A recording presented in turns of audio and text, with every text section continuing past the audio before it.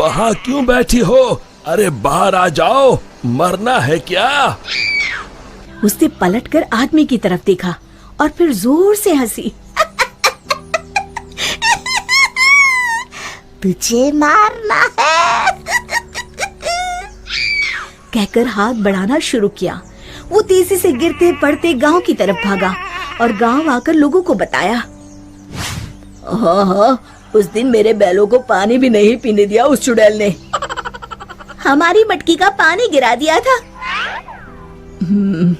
लगता है हमें ये गांव छोड़ना ही होगा।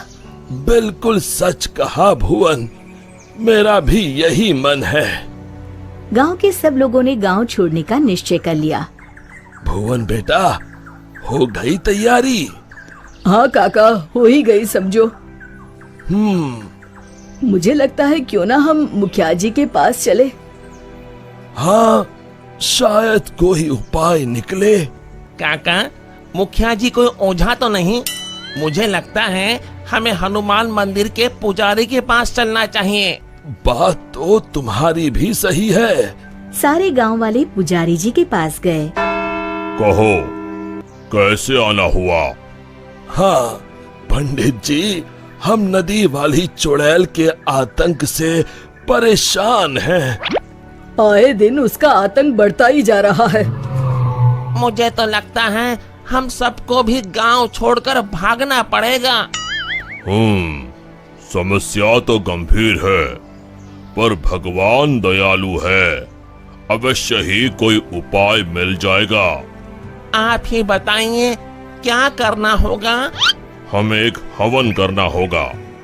जैसे ही उस हवन का पवित्र धुआं उसे लगेगा, वो श्राप मुक्त हो जाएगी। पर चुड़ैल को हवन कुंड तक लाना असंभव है। असंभव में ही संभव छुपा है भुवन। तो हवन किया जाए। कल हस्त नक्षत्र है, कल ही ठीक रहेगा। ठीक है पंडित जी। आप लोग इस सामग्री की व्यवस्था कर लीजिए। मैं ब्रह्म मुहूर्त में वहाँ पहुँच जाऊंगा। हम सब भी पहुँच जाएंगे। हवन कुंड तैयार है, मैं जल लेकर आता हूँ नदी से। किसकी मौत आई है जो मुझे सोते ही जगाने चला आया?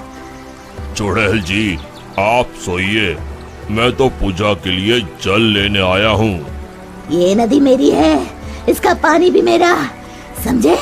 और हाँ, अपनी अकल को प्रसाद के जैसे बांटना बंद करो, समझे? पर क्यों चुड़ैल जी?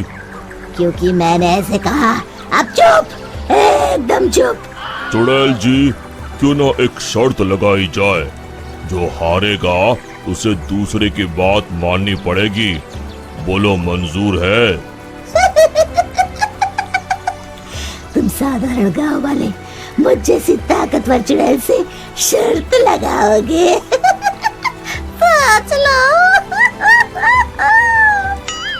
चुड़ैल जी, पहले शर्त सुन तो लो। जितना तो मुझे ही है, फिर भी बता ही दो। अभी हम यहाँ नदी पर हवन पूजन कर रहे हैं, आपको उसमें आना होगा। उसके बाद हम सब गांव छोड़कर चले जाएंगे।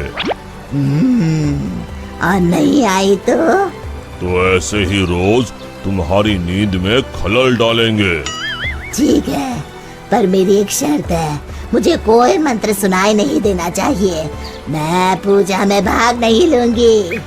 ठीक है चुड़ैल जी, आप बस वहाँ बैठिएगा। चलो। गांव वाले चुड़ैल को देखकर डर गए, पर पुजारी जी ने इशारा किया तो वो शांत होकर बैठ गए। जैसे ही पंडित जी ने आखिरी आहुति आग में डाली और धुआं चुड़ैल की तरफ गया, वो जलने लगी और जोर जोर से चीखने लगी। बचाओ, मैं जल रही हूँ, बचाओ, कोई बचाओ, मैं सबको खा जाऊंगी, किसी को नहीं छोड़ूंगी, बचाओ। धीरे धीरे उसकी आवाज शांत हो गई। सब लोग सोच रहे थे कि चुड़ैल जलकर राख हो जाएगी, पर ये क्या?